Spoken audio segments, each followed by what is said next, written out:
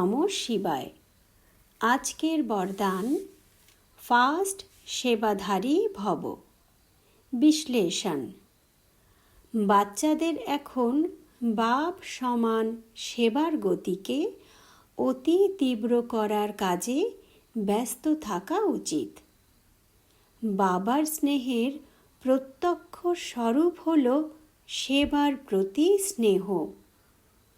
প্রতি মুহূর্তে বাবা আর সেবা এটাই যেন থাকে, তবেই সেবার কার্য সমাপ্ত হবে আর বাবার সাথে যেতে পারবে।